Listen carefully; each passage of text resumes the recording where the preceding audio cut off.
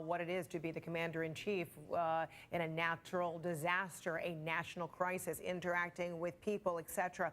But also, it looks like it's going to reopen conversations that perhaps the president thought were closed, that on climate change, on the issue of natural disasters. Many forecasters, environmentalists say they are only going to get bigger as a result, largely because of climate change.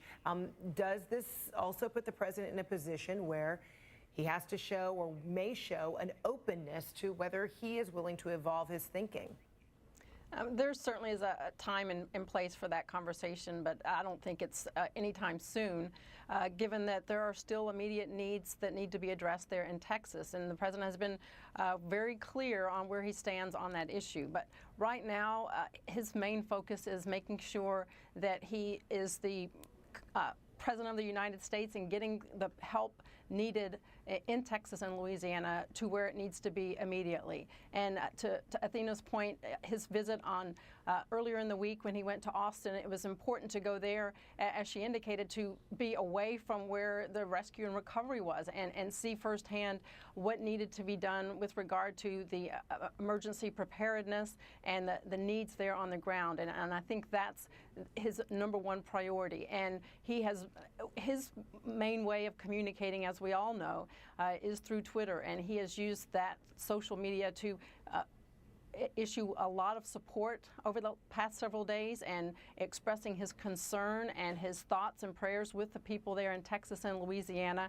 And I think he is going to take that one step further today as he has the opportunity to really visit with people and hear their stories. And him being there, nothing will divert resources to an area quicker than the president being there, and that will galvanize support around the country to get resources to Texas. And certainly this week, as members of Congress go to discuss the relief package and the aid needed there, he's going to be able to convey personally stories he's seen, people he's met, and situations on the ground that will be invaluable to him as he pushes that aid package through.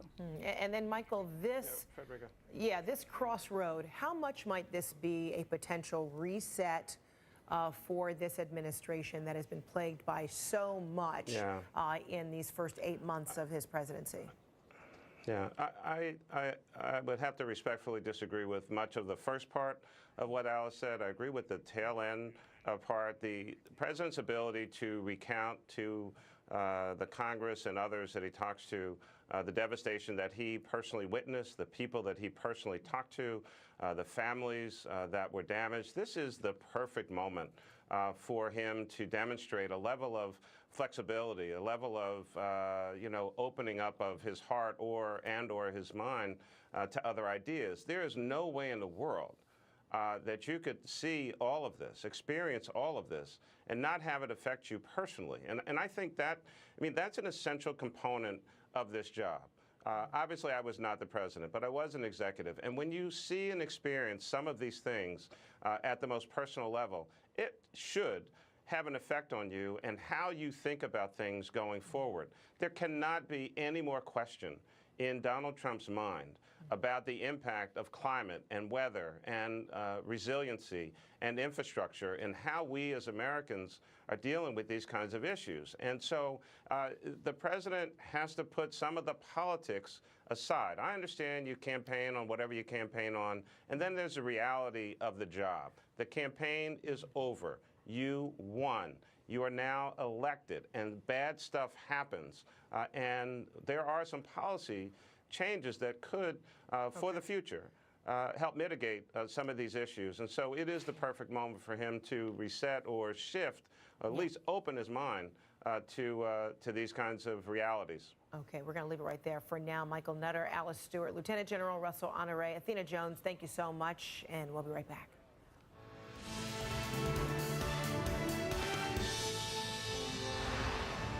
You can count all the ingredients in real milk on 3 fingers. And you can count all the ingredients in flavored